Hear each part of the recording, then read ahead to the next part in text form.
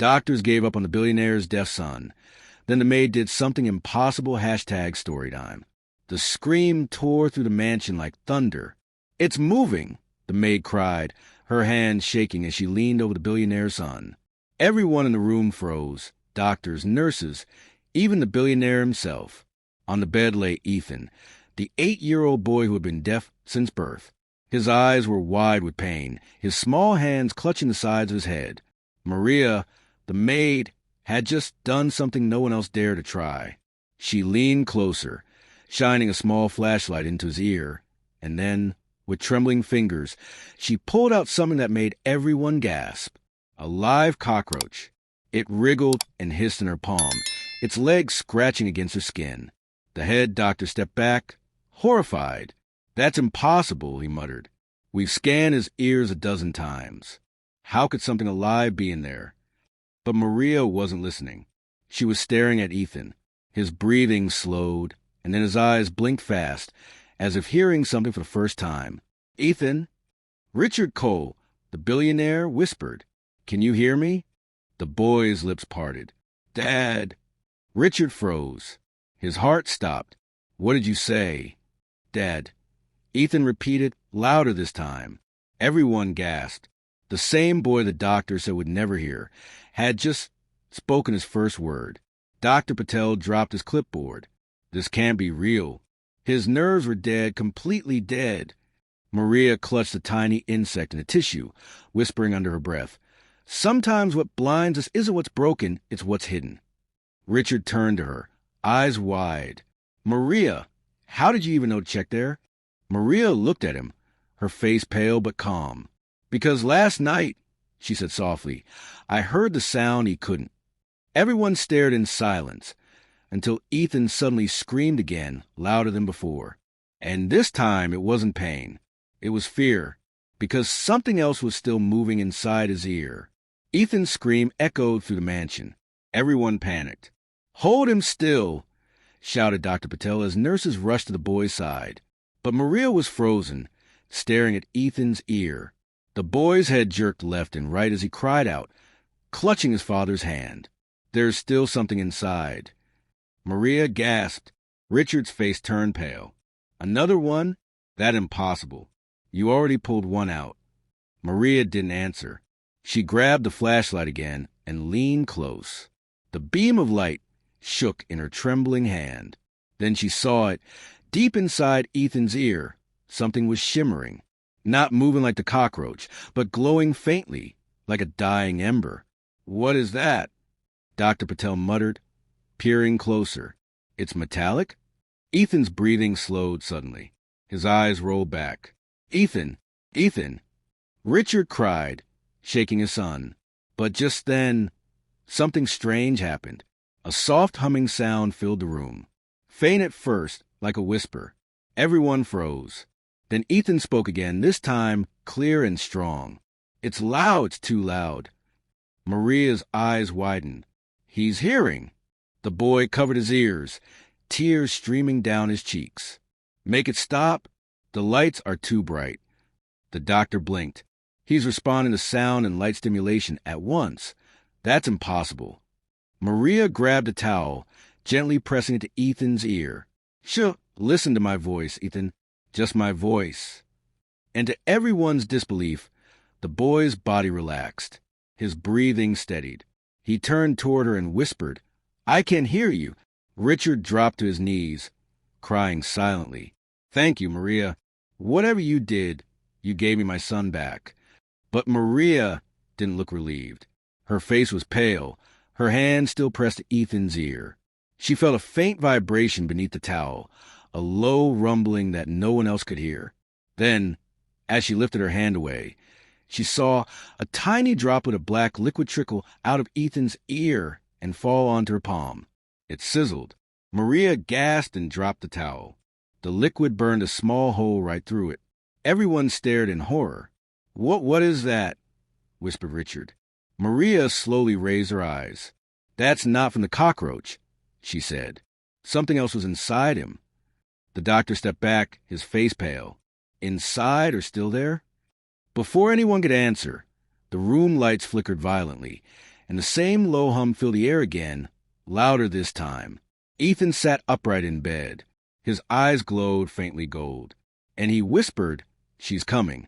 The room went cold, so cold that everyone could see their breath.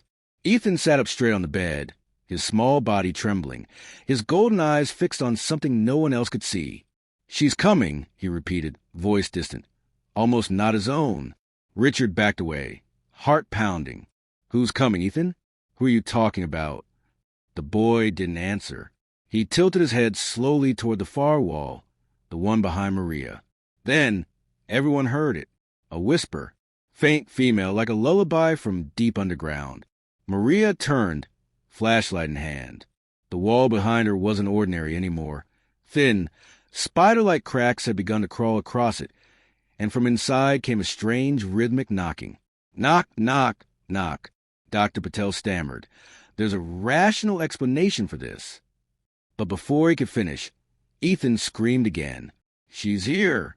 The lights exploded, plunging the room into darkness.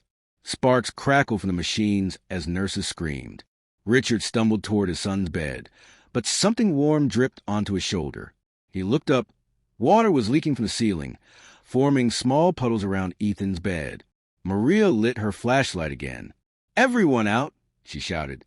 "Now!" But the door wouldn't open. The handle rattled, jammed tight, and then, through the flashing light of a dying monitor, they saw it, a shadowy figure forming on the wall. A woman's shape, long hair, slender arms, but her face was blurred, like smoke. Ethan clutched Maria's hand. "That's the voice," he whispered. "That's the one who talks to me when I sleep." Richard's heart nearly stopped. "Ethan, what do you mean? You've heard this before?" Maria whispered, "A spirit bound by sound? What are you talking about?" Dr. Patel demanded. Maria turned to him, eyes wide. "I think the cockroach wasn't what caused the deafness. It was protecting him from her." The room temperature dropped even more. The shadow moved closer, its head tilting, and then the machines came alive again, flashing strange symbols across the monitors. The whispering turned into words. "She wants him back." Richard grabbed Ethan, pulling him close. "Stay away from my son." But the shadow only laughed, the sound echoing through every wall. Maria's voice shook. "Richard, we need to leave this house. Right now." Then, all at once, the whisper stopped. Silence. Ethan's breathing steadied. The glow in his eyes faded. It seemed over, until the boy slowly turned his head toward Maria, and in a voice that wasn't his own whispered, "Maria, she remembers you." Maria froze. Every drop of blood drained from her face. "Maria," Richard whispered. "What's he talking about?" "Who remembers you?" Maria couldn't answer. Her trembling hand covered her mouth as she stepped back, her eyes filling with tears. Ethan's gaze was still locked on her, but it wasn't the soft, innocent look of a child anymore. His eyes were colder, older. "You promised her," he said quietly. "You promised you'd come back." Everyone in the room went silent. Even the flickering lights seemed to hold their breath. Richard's voice rose, trembling with fear and anger. "Promise who, Maria? What does my son have to do with this?" Maria finally spoke, her voice weak, like it came from somewhere far away. "It was 20 years ago," she said. "Before I worked for you, before any of this." She looked toward the cracked wall, where the shadow had vanished. "I lived in the old servant quarters behind this house. Back then, it wasn't yours. It belonged to a woman named Evelyn. She was kind, lonely, and deaf." Dr. Patel frowned. "Evelyn Cole?" Richard froze. "That's my aunt. She disappeared before I was born." Maria nodded slowly. "She didn't disappear. Her voice broke. She died right in this house. And I was there." Richard stared at her in disbelief. Maria continued, tears streaming down her cheeks. "She couldn't hear, but she said she could feel sound, like vibrations in the air. She told me she discovered a way to turn sound into energy, to live forever through it. I thought she'd lost her mind, until the night. She made me promise to help her finish it." She looked at Ethan. "But I was scared. I ran away." A long silence filled the room. The machines beeped softly again. Dr. Patel swallowed hard. "Are you saying this entity is your old employer?" Maria nodded, and now she's found her way into Ethan, through the only opening she could find. Richard's face went pale. His ear. Maria whispered. She used sound. The humming. The vibrations, that's her. Evelyn is inside him. Before anyone could speak, Ethan suddenly gasped. His small body jerked violently as if pulled by invisible strings. The monitors went wild, his heartbeat racing off the chart. "Ethan!" Richard shouted, grabbing his son's shoulders. "Fight it, son." But the boy's mouth opened, and a low, haunting voice came out. Not his own. Maria broke her promise. Now she must take my place. The floor shook. The cracked wall split open with a thunderous snap. Wind roared through the room, pulling papers, tools, and glass into a whirlwind. Maria screamed, clutching the bed frame as the lights went out again. In the dark, the shadow appeared once more, taller now, clearer, and it was smiling.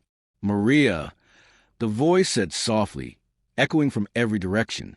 "You shouldn't have come back." Ethan's body lifted an inch off the bed. His eyes glowed gold again. And then the impossible happened. The same faint humming began to rise again, but this time it wasn't coming from Ethan. It was coming from Maria's ear. Maria screamed as the strange humming grew louder inside her ear. It wasn't just a sound, it felt alive. Her hands pressed tightly against her head, but the vibration only deepened, shaking her bones. Richard rushed forward. "Maria, what's happening?" She couldn't answer. The sound was everywhere now, humming through the walls, buzzing through the air vents, making the light bulbs flicker like angry stars. The shadow of Evelyn loomed taller, her face finally visible, hollow eyes, pale skin, and lips that moved without breath. "Do you remember, Maria?" The ghost whispered. "You promised me forever, but you ran." Maria fell to her knees, crying. "I was young. I didn't understand what you were doing." "You understood enough," the spirit hissed, her voice echoing inside Ethan's mind. The boy clutched his head, shouting, "Make her stop! She's inside me." Richard pulled his son close, desperate. "Take me instead. Leave him alone." But Evelyn only smiled, her gaze locked on Maria. "No, Richard. The one who broke the vow must restore it." The glow in Maria's ear grew brighter, golden like fire. Then a second voice whispered inside her head, "Don't fear her. You can still fix what was broken." Maria's eyes widened. She recognized that voice, Evelyn's real voice, soft and kind, the way it sounded before the experiments, before the darkness. "Evelyn," Maria whispered. The spirit hesitated. The room trembled, caught between two forces, anger and forgiveness. Maria reached out a trembling hand toward Ethan, her voice steady now. "Evelyn, if you're still in there, let him go. Take me instead." The golden light flared so bright that everyone had to shield their eyes. The shadow screamed, splitting into two, one dark and violent, the other faint and peaceful. Ethan's body went limp. The monitors flatlined for a single, endless second. "Ethan!" Richard shouted. Then the boy gasped, a deep, shuddering breath. His eyes fluttered open. "Dad!" Richard froze. "You're okay, you can hear me?" Ethan smiled weakly. "I can hear everything." But where Maria stood, there was silence. Her body trembled, and a single golden tear slipped down her cheek. The humming had stopped. Richard turned to her. "Maria, what did you do?" She smiled faintly. "I kept my promise." Then her body went still, peaceful, quiet. The glow faded from her ear. Ethan reached out and touched her hand. "She's not gone," he whispered. "She's still here listening."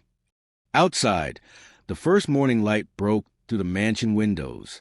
The air felt warm again, soft and alive. The cracks in the walls slowly sealed themselves, leaving no sign of what had happened. Richard looked out toward the garden, where sunlight danced on the old servant quarters, and for just a second he thought he heard it, a gentle hum, like a lullaby carried on the wind. Maria's lullaby, the sound of a promise finally kept.